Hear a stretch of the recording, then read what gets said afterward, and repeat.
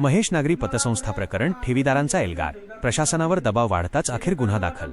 मालेगाव. विशेष प्रतिनिधी. मालेगावच्या महेश नागरी सहकारी पतसंस्थेतील ठेवीदारांच्या लुटमारीचा प्रश्न आता पेटला आहे.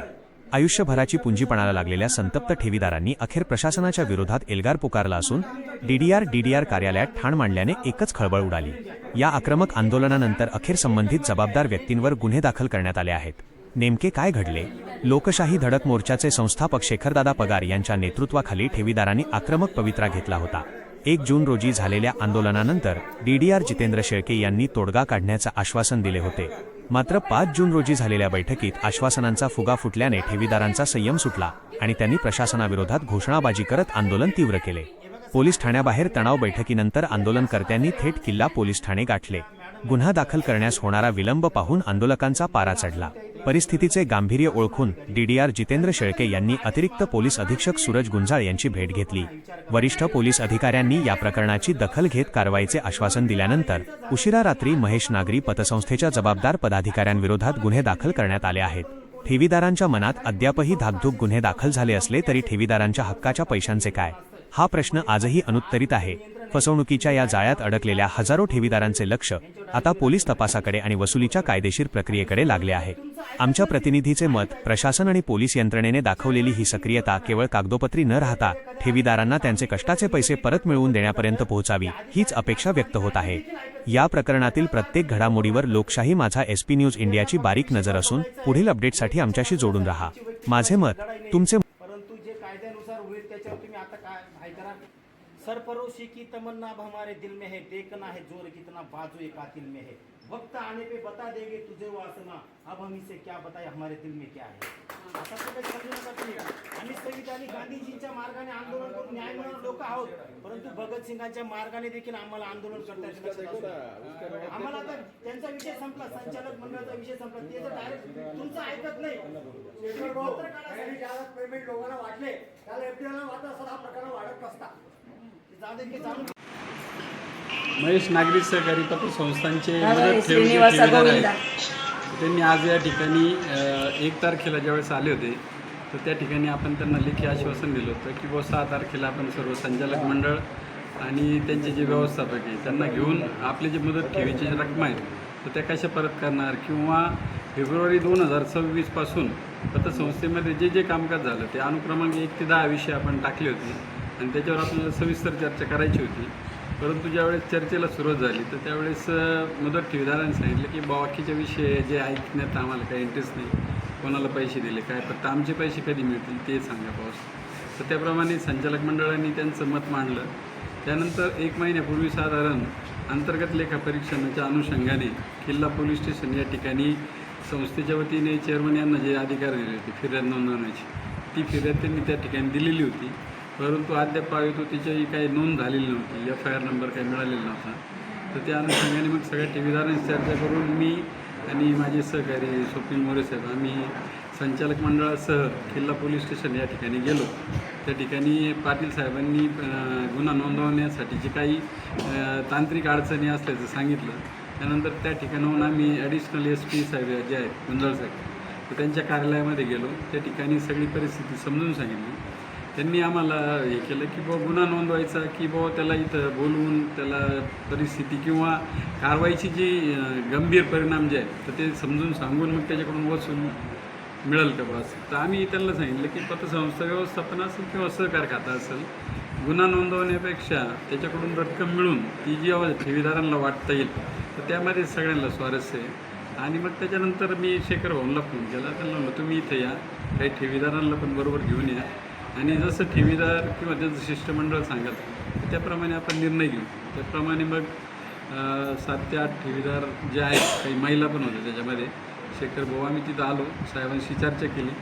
आता सुरुवातीला आपण जे गेलो होतो ते गुन्हा नोंदवण्याच्या अनुषंगानेच गेलो होतो आणि मग त्या ठिकाणी सगळ्यांचं मत पडलं की पैसा जो आहे तर तो जोपर्यंत गुन्हा नोंदवला जात नाही तोपर्यंत वसूल होणार नाही. आणि त्याचं मग बाबतीमध्ये मग साहेबांनी ते मान्य केलं आणि पाटील साहेब जे आहे किल्ला पोलीस स्टेशन तर त्यांना गुन्हा नोंदवण्यासाठी दूरध्वनीद्वारे संदेश दिला. आणि आता गुन्हा नोंदवण्यासाठी आता चेअरमन काही संचालक तिथं बसलेले, आम्ही पण त्या ठिकाणी जाणार.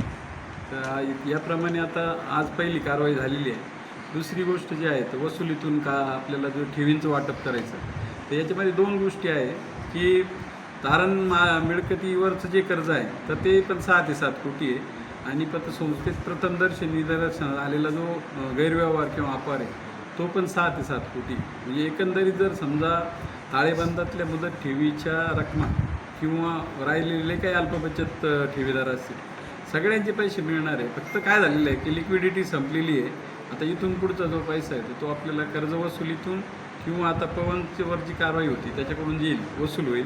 आता फक्त कसं आहे की बुवा आपण एक मिटिंग अशी घेऊ की बुवा रकमा जे येणार आहेत संस्थेमध्ये तर त्याचं वाटप जे आहे ना त्याची करण्याची पद्धत किंवा लाईन ऑफ ॲक्शन जी तर तुमच्या सगळ्यांच्या समोर बसून आपण ती ठरवून घेऊ की बुवा समजा इतकी रक्कम आले तर वाटप कसं करायचं तर तितके आले कसं काय आणि त्याप्रमाणे पारदर्शकतेप्रमाणे मुदत ठेवीदारांना त्यांच्या ठेवीचं वाटप होईल. त्याच्यामध्ये तुमचं प्राधान्यक्रम महत्त्वाचं राहील की तुम्ही सांगायचं आम्हाला कसे वाटायचे ते.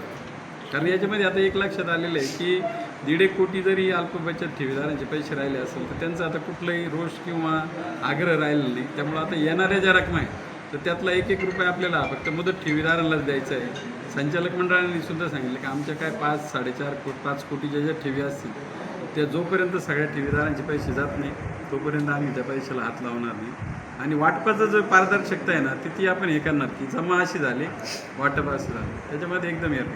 म्हणून मागच्या 1 तारखेला ज्यावेळेस वेगवेगळे ॲलिगेशन झाले आज मी त्यांना सगळ्या याद्या घेऊन बोलवलो की एक यादीतलं नाव वाचा. ठीक आहे ठेवीदारांची नावं वाचायची नसेल वाचू नका कर्जदारांची वाचा. त्यांनी सगळ्या याद्या आणल्या होत्या.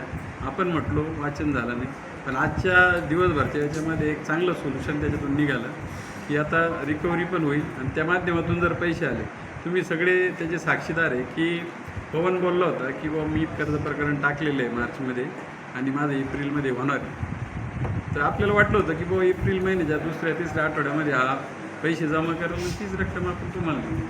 आता ठीक आहे काय होतं काही वेळेस वैयक्तिक आयुष्य असो किंवा सार्वजनिक असो आपले आराखडे काही चुकतात. समोरच्याने जो शब्द दिलेला आहे तो पाळत नाही.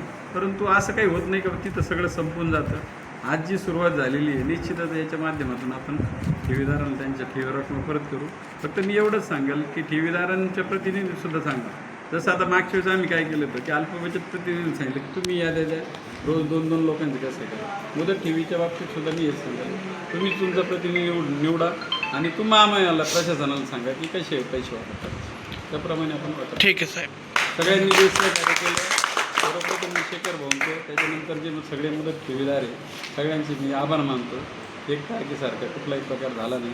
सुरुवातीच्या वेळेस जर माझ्याकडून काही जे याच्यातून बोललं गेलं असेल त्याबद्दल मी सगळ्यांची दिलगिरी व्यक्त करतो. फक्त माझी भावना प्रामाणिक आहे. आपल्या दोघांमध्ये फक्त टेबल आहे. मी प्रशासनाच्या बाजूने तुम्ही तिकडून ये. 4-5 वर्षापूर्वी माझेसुद्धा एका पतसंस्थेमध्ये पैसे अडकले होते. मी ते टप्प्याटप्प्याने घेतले. आजही पारक पतसंस्थेचे 57 कोटीचे ठेवी द्यायचे आहे. 120 कोटीचं कर्ज वसूल करायचं आहे. दर आठवड्याला आम्ही 20 लाख 25 लाख वाटतो. ठेवीदार येतात पैसे घेऊन जातात. त्यांना एक विश्वास निर्माण झालेला आहे की इथं आपला आता 1 रुपया बुडणार नाही. मी तुम्हाला महेश नागरी पतसंस्थेच्या बाबतीत सुद्धा हेच सांगतो कुठलाही ठेवीदार असो कुठल्याही प्रकारातला असो तुमचा 1 रुपयासुद्धा बुडणार नाही. धन्यवाद.